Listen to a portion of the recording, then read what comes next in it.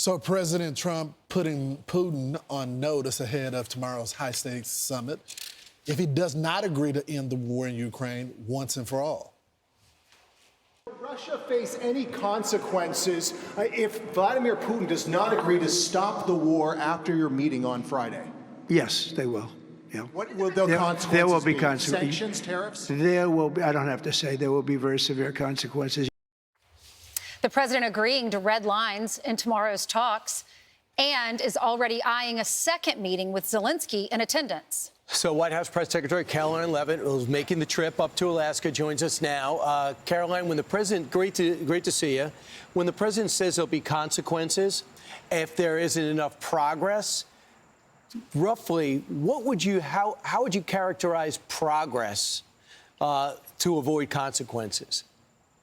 Well, first of all, Brian, and great to be with you, too. Let's take a step back and look at the progress that has been made over the course of the last 7 months, thanks to President Trump's leadership. He inherited this brutal war that has killed millions of people in both Russia and Ukraine from his predecessor, Joe Biden. And thanks to President Trump's determination to bring this war to an end, both Russia and Ukraine have engaged in direct diplomatic discussions. They have exchanged prisoners of war and discussed other humanitarian issues. And you've seen the president engage directly with both leaders as well, over the phone numerous times with President Putin and in person several times with President Zelensky. The Russian president requested this meeting with the president tomorrow, and the president wants to exhaust all options to try to bring this war to a peaceful resolution. So tomorrow, bright and early, he will be departing the White House for our joint military base in Anchorage, Alaska, where he will engage in a one-on-one meeting with President Putin, which will be followed by a bilateral lunch with the respective delegations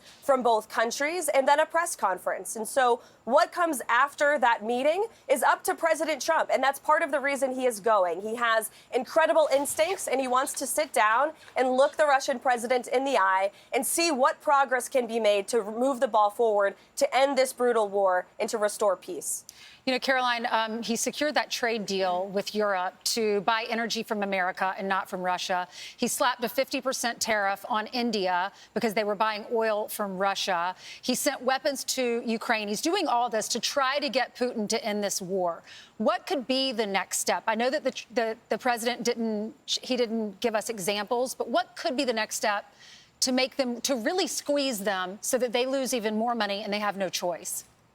Well, Ainsley, I think one of the best things about President Trump's negotiating style is that he's very wise about not broadcasting moves he may or may not make in the future. And certainly the president has plenty of tools at his disposal that he could use if necessary. But he has always said that diplomacy and negotiation is his primary way of hoping to end this war. And so that's what he'll be looking to do tomorrow. But certainly there are sanctions and many other measures that the president could utilize if he has to. Not that he wants to, he's willing to. But again, diplomacy and negotiation has always been the way for this president. And that's part of his acceptance of the Russian president's request to have this meeting in person tomorrow.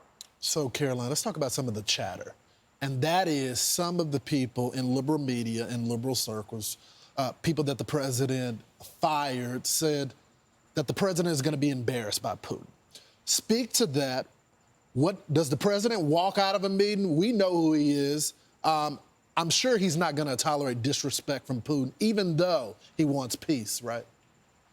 Well, Lawrence, you're being very kind, and I won't be so kind, and I'll just name some of those people, such as John Bolton, who I think has made a disgrace of himself on television and in the newspapers, claiming that he knows better than President Trump. No, he doesn't, and neither do any of these so-called foreign policy experts who have never solved a foreign policy conflict in their lives. Look at what this president has done in 6 months. He has stopped 7 global conflicts all around the world, using the leverage of the United States of America to negotiate these conflicts to an end. You had the leaders of Azerbaijan and Armenia at the White House last week, both of whom said this would not have been possible without the leadership of President Trump and his administration. So the American people people trust this president. That's why they overwhelmingly reelected him. And I think it's pathetic, some of the chatter that we see from these so-called experts who have zero accomplishments on their own resumes to point to. President Trump knows what he's doing. He has great instincts. This is a highly complex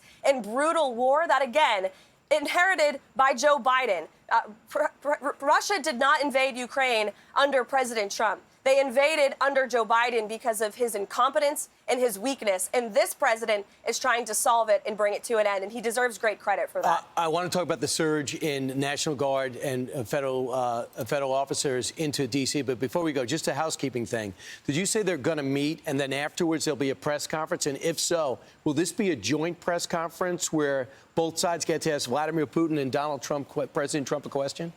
Yes, that is the plan. Wow. OK, just moving on to the national, what you guys have done in Washington, D.C. Would these 100 arrests have happened with just the D.C. police and Park Police? Was there something about the president's surge that brought those arrests? Absolutely. This is a multi-agency task force that is put forward by the president, the attorney general, our secretary of defense. There are 19 agencies that were working together across 7 districts last night. And I have some updated statistics for you. Overnight, there were 45 criminal arrests made for assault, second and first degree. There were arrests made for the distribution of illegal drugs and narcotics that have now been removed off of the streets. There were 3 illegal firearms that were seized. And in addition to that, there were 29 illegal aliens who were removed off of Washington, D.C. streets last night, many of whom had final orders of removal. So these results are happening night after night because of the efforts of this federal task force that are working alongside the Metropolitan Police Department, who agree with this effort. In fact, the Metropolitan Police Department union stated that President Trump is right to do this, that crime has been totally out of control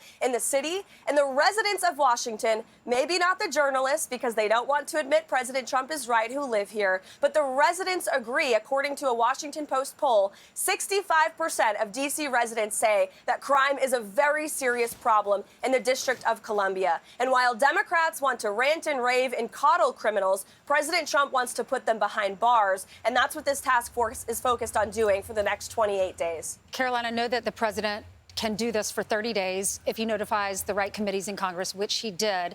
There were some stories the Democrats were spreading the narrative. We don't need the National Guard in there because crime has gone down around 30%, 26%, I think, this past year, and 35% the year before that.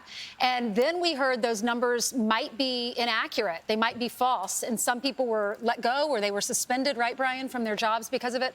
Can you clear that up for us? Are those numbers correct? Yeah, these numbers are absolutely correct, and we will continue to provide the American public and the press with the numbers because we're proud of these efforts. If the Democrats had their way, there would be hundreds more criminals roaming free in the streets of the District of Columbia right now. There would be hundreds of more illegal aliens who this task force has already detained and arrested, and now they are focused on deporting from our country. Those individuals would remain in the District of Columbia where they would have been free to do more harm. And that's not counting all of the would-be criminals that may have committed violent crimes and maybe taken the lives of law-abiding residents of this city, if not for the deterrence. There is a huge law enforcement presence here in our nation's capital. Just drive through the streets and you will see it. And that helps to deter crime. We saw this decades ago in New York City when it was once a safe city. The president is implementing those same law and order strategies that work. History is on our side with this, and we know the people are on our side with this, so we're going to continue to enforce our nation's laws. Yeah, Governor Hochul put the National Guard into the subways. No one really objected to that here. Thanks so much, Caroline. Thanks, Caroline. Appreciate it. Thanks, that's an guys. example when a press secretary is briefed by the president. They talk. We watched the press secretary not have anything to say for 4 years. By the way, I'm going to talk to the president at 10 o'clock on radio. That's great. Before Alaska. Make some news there. I'm Steve Ducey. I'm Brian Kilmeade. And I'm Ainsley Earhart. And click here to subscribe to the Fox News YouTube page to catch our hottest interviews and most compelling analysis.